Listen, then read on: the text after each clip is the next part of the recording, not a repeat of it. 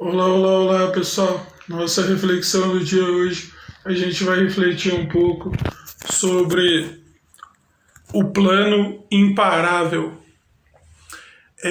E para isso, para contextualizar só um pouquinho, a gente vai falar um pouco sobre como que de uns tempos para cá, né, principalmente na questão empresarial e tudo mais, tem ganhado terreno o assunto sobre planejamento, né, planejamento estratégico e tudo mais.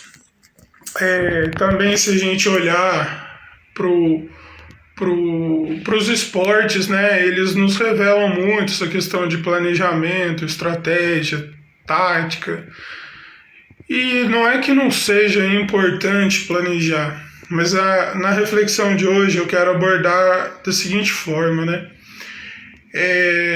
Usando a reflexão sobre a Torre de Babel, que a Bíblia é assim, né? Com diversas situações que estão escritas lá, a gente pode aprender várias coisas, né?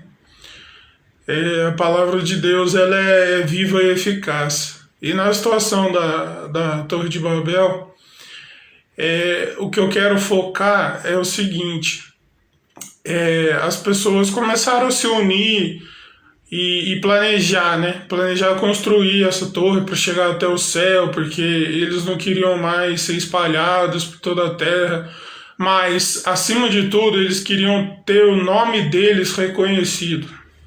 Olha só, vai vendo. Então, em alguns versículos mais para frente que descreve essa questão que eu comentei agora, Deus fala assim: vamos, desçamos e confundamos eles, porque eles estão falando uma só língua e logo eles estão falando um só idioma, uma só língua e logo não vai ter como detê-los, né? Não vai ter como pará-los. Por isso que eu tirei a reflexão, o plano imparável. E, e aqui a gente precisa refletir algumas coisas. Por que que está registrado que Deus falou assim: vamos, desçamos e confundamos eles? Sabe, isso para mim mostra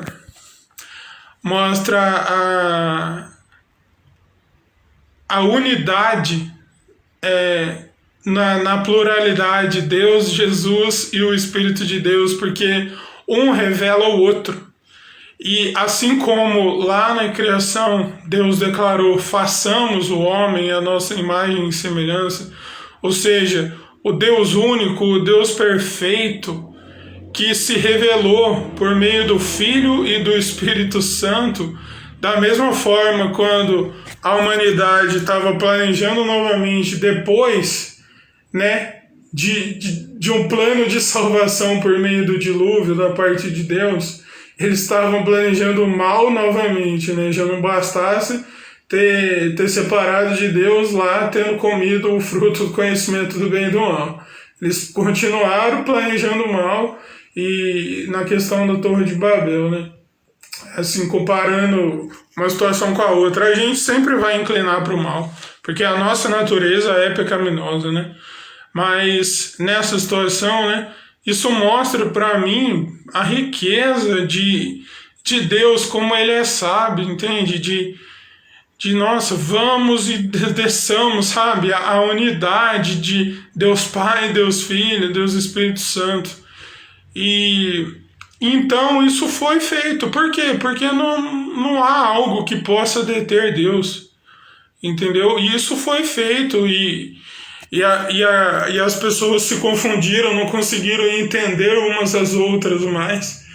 E olha só, né? Quando a gente para e pensa nesse sentido, hoje em dia é o que mais se tem, né? As pessoas não se entendem, elas estão confusas, elas estão tão divididas nas ideologias, nos emocionalismos, até mesmo na fé. A gente vê tanta divisão a respeito da fé cristã, né? E em tantas outras profissões de fé, né? Também há divisões. Uma coisa é termos diversidade entre nós, temos diversidade entre o ser humano, mas outra coisa é termos contendas o tempo todo, não conseguimos alinhar as coisas mais, vivemos sob confusões diárias, pequenas confusões diárias e grandes confusões o tempo todo, porque confusões pequenas somadas geram grandes contendas, geram grandes divisões. E a gente continua se entregando para o nosso plano maquiavélico, para o nosso plano perfeito, que a gente considera dessa forma, né? Mas, veja bem, a Bíblia diz em Provérbios 16:1, o coração do ser humano faz vários planos, mas a resposta vem do Senhor. Se a gente olha lá para a situação do Éden, quando o homem e a mulher cometeram o ato de comer o fruto do conhecimento do bem e do mal, o que aconteceu? Deus declarou: haverá contenda entre o seu descendente, mulher, e a serpente. A serpente é Satanás, né? É um tipo ali, uma figura de Satanás. E olha o que aconteceu, mesmo que tenha demorado anos, anos depois desse acontecimento no Jardim do Éden, veio o dilúvio, e depois a Torre de Babel, e depois várias outras coisas, e anos se passaram, profetas falaram acerca de um Salvador que viria, e tudo mais, e o ser humano não botou fé, né? Durante anos e anos, olha só, e eis que o plano se cumpriu, o plano não foi parado. Deus não falou assim, putz vida, né? Puxa vida, agora o que eu fiz pecou, separou de mim, tô perdido. Não, desde da fundação de tudo já era planejado, sabe? Só que na nossa mente limitada a gente não consegue entender os planos de Deus.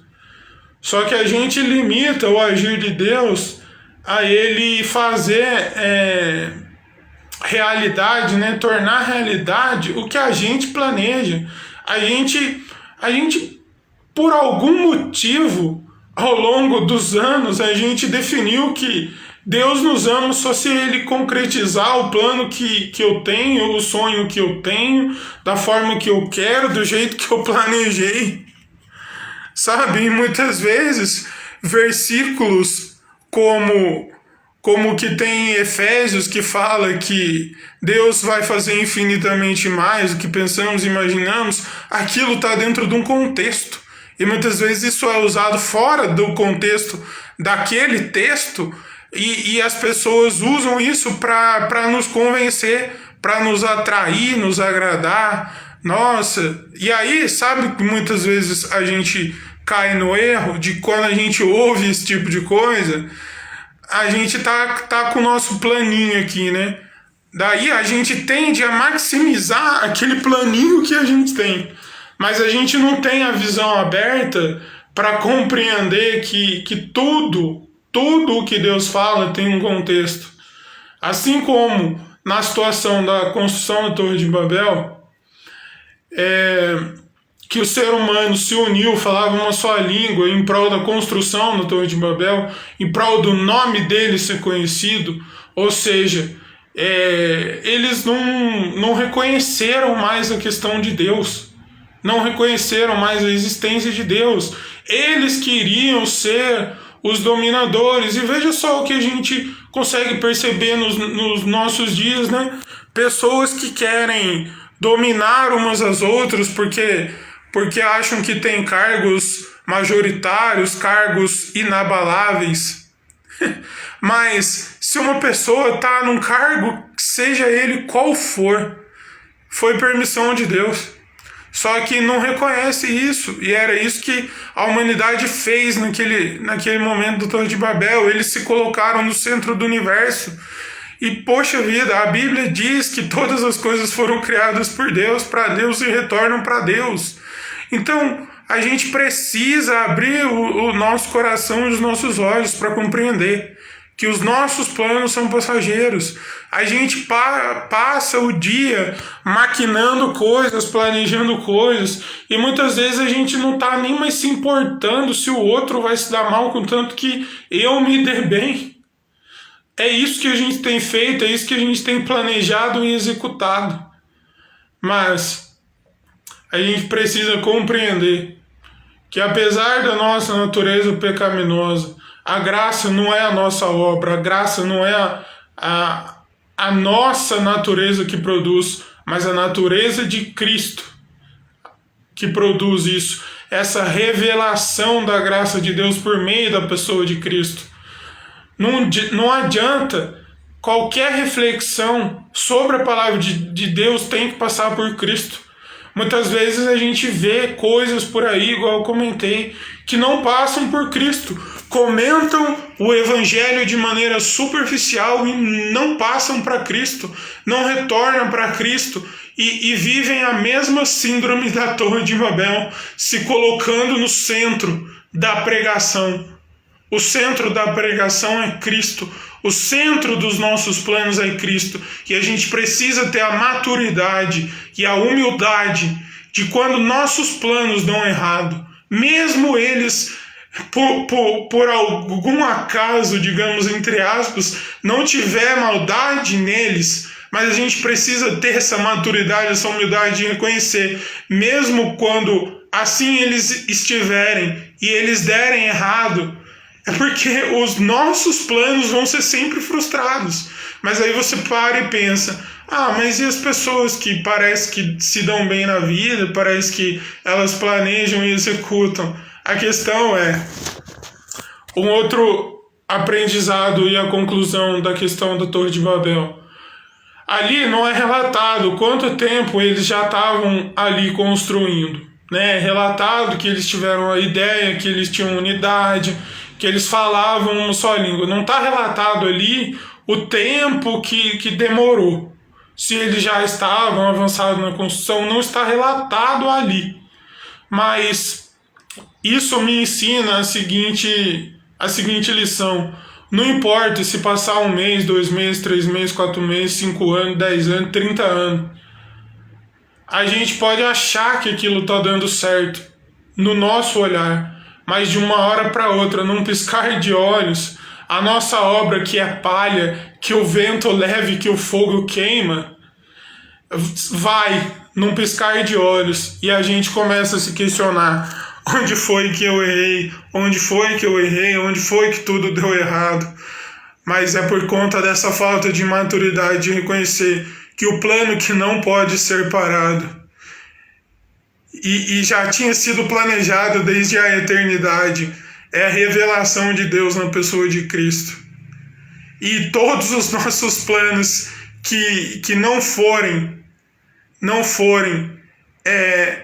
tributados, entregados a Cristo, vão dar errado, não importa o tempo que passar. Como eu disse, 5 anos, 10 anos, 15 anos, 25 anos, 30 anos, 40 anos, não importa.